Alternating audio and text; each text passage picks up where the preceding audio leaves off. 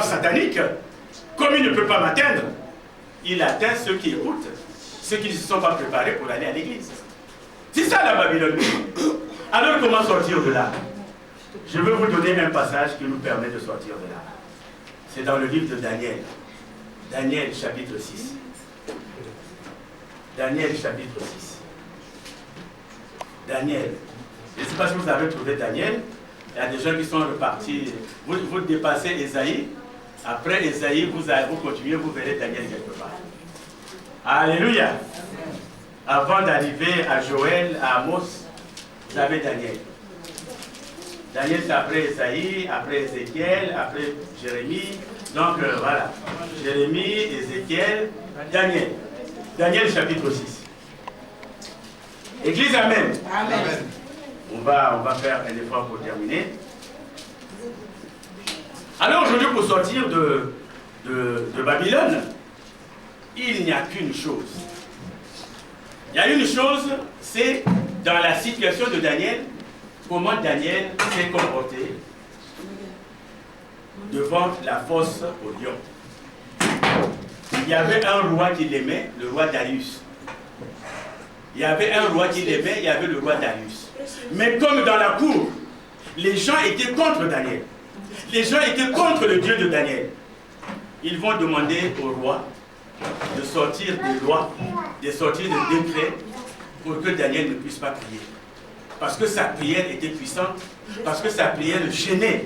Alors Daniel, ils ont tout fait. Mais Daniel, 3 fois par jour, il se mettait à genoux.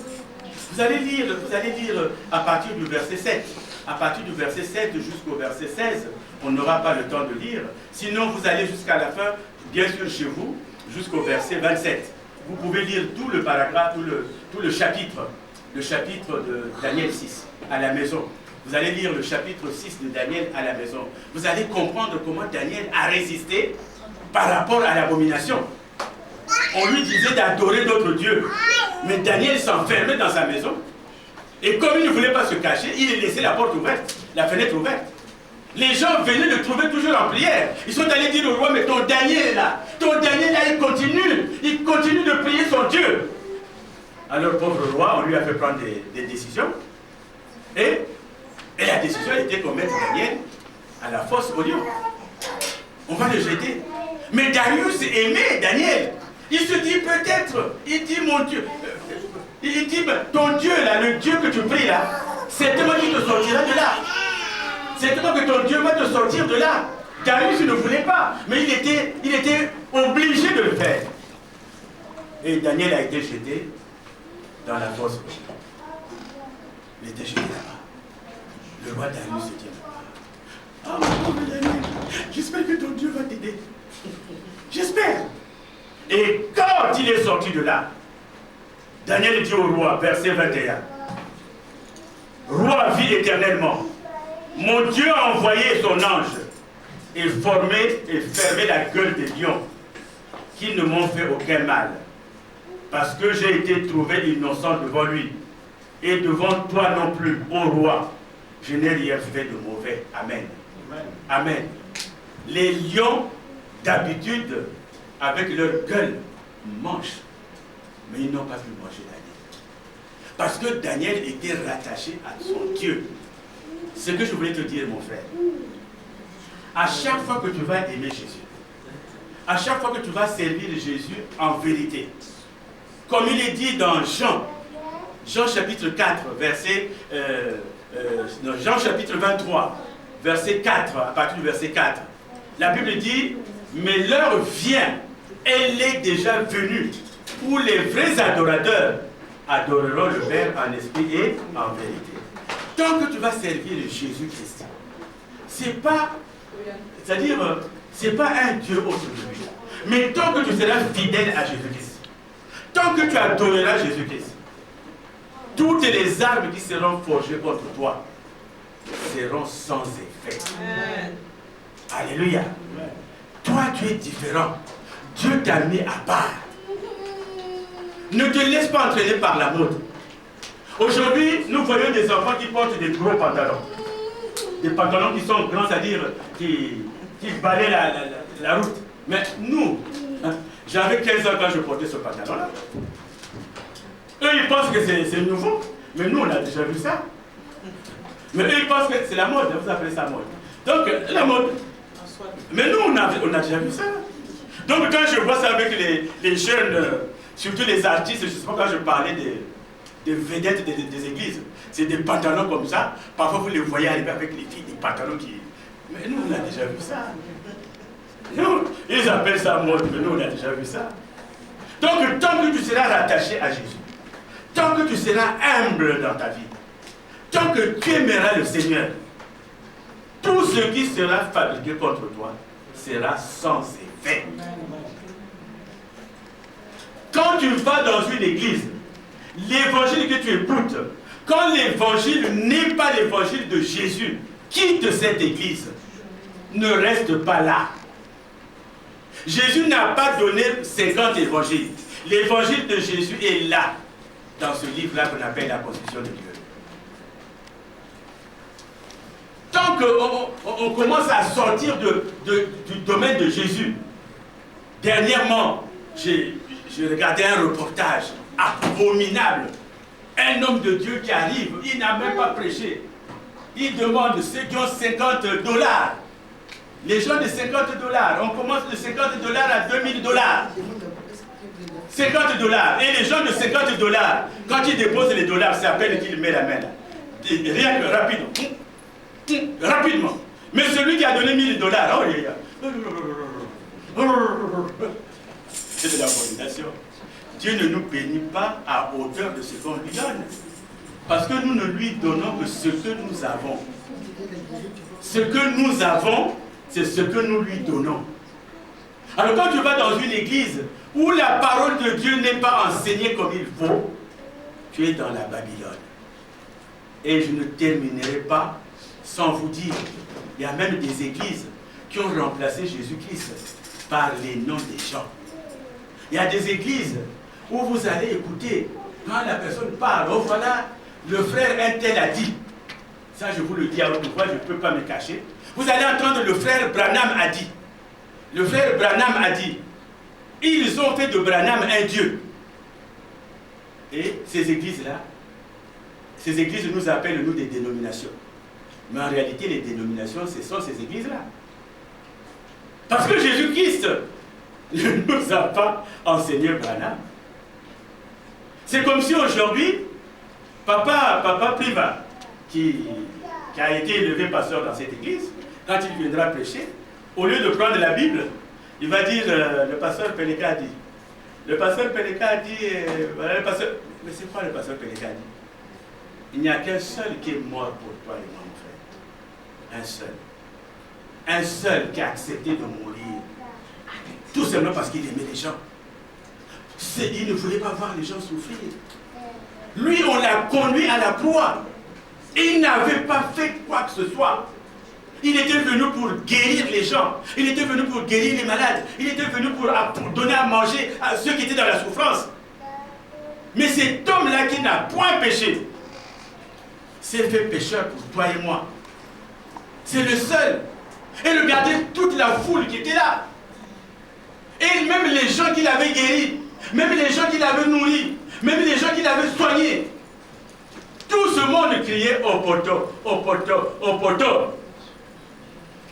Il n'avait personne. Il y avait sa pauvre maman qui pleurait à côté. Il a été accroché à un morceau de bois, c'est le seul.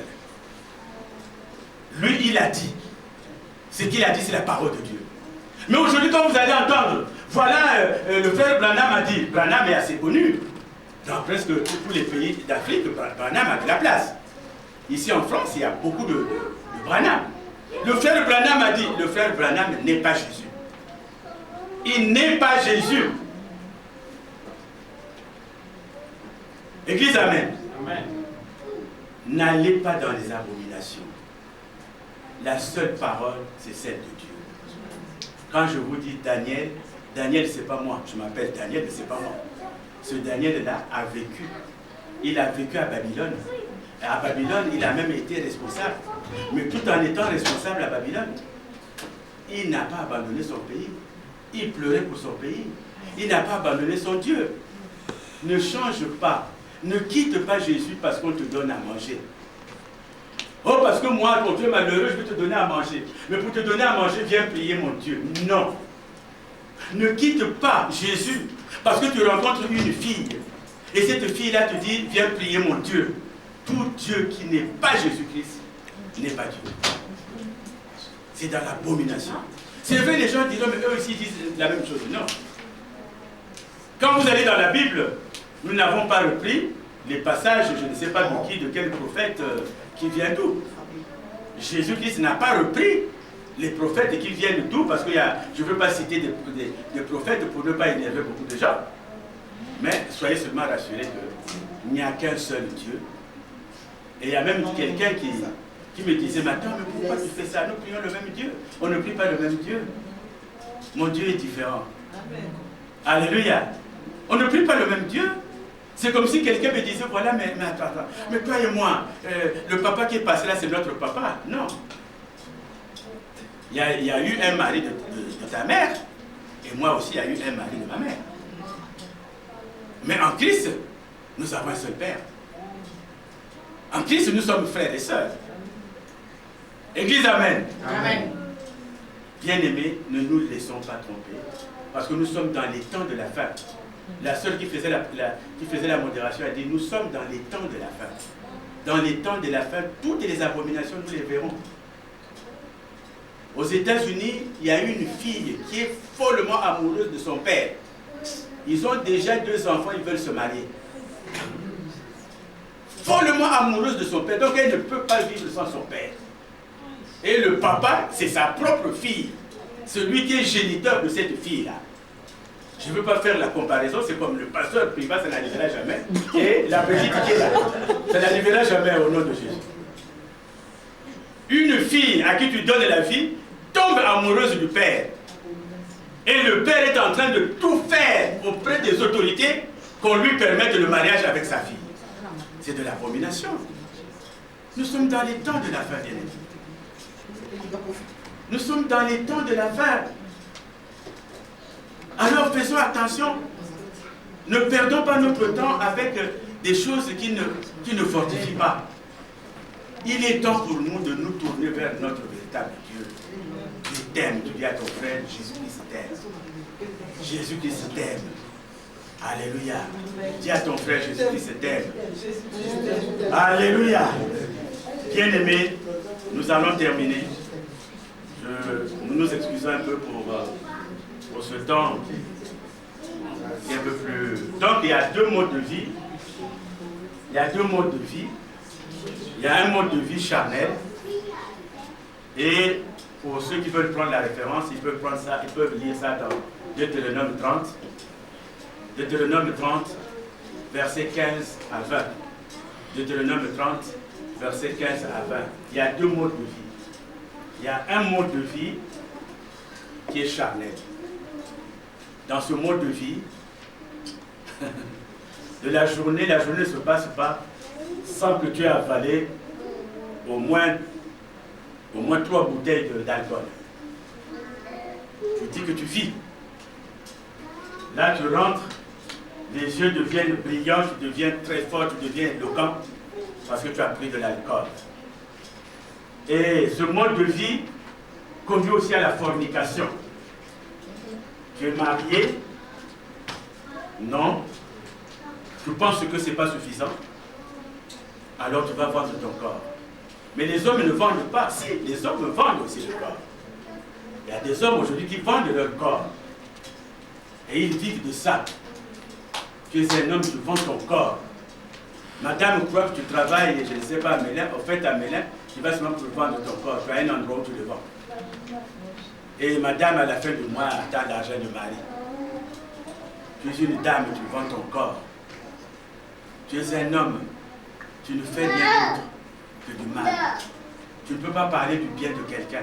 Tout ce qui sort dans ta bouche, c'est le mal. C'est le mal, c'est la haine. C'est-à-dire que tu ne transmets que le mal. Ça, c'est le comportement charnel. Une telle église a souvent des problèmes. Nous avons eu des personnes ici qui ne viennent plus Parce qu'il y a telle personne qui venait et celle-là ne voulait pas que l'autre soit là. On ne va pas à l'église pour quelqu'un ou contre quelqu'un. On va à l'église pour Jésus-Christ. Écouter la parole. Donc ça, c'est le monde charnel. Deutéronome 30, verset 15 à 20. Alors, bien aimés, nous avons un passage que nous aimons bien. Nous terminons toujours par ce passage-là. Apocalypse 22. Apocalypse 22. Nous nous mettons debout pour terminer. Apocalypse chapitre 22. Nous allons lire à partir du verset 11. Église, amen. Amen. Église, amen. Amen, amen. Alléluia. Nous allons lire Apocalypse 22. Nous allons lire le verset 11. Nous lisons ensemble 1, 2 et 3. Que celui qui est injuste soit encore injuste. Vous n'avez pas trouvé? Apocalypse 22. Le dernier chapitre d'Apocalypse. Apocalypse 22. Apocalypse 22. Maman Léa, tu n'as pas de Bible? Oh! Oh! Maman Sandra. Ah! Merci, maman. Merci, merci. Alors, nous allons tous lire ensemble. On connaît ce passage-là. Apocalypse 22, à partir du verset 11. 1, 2 et 3.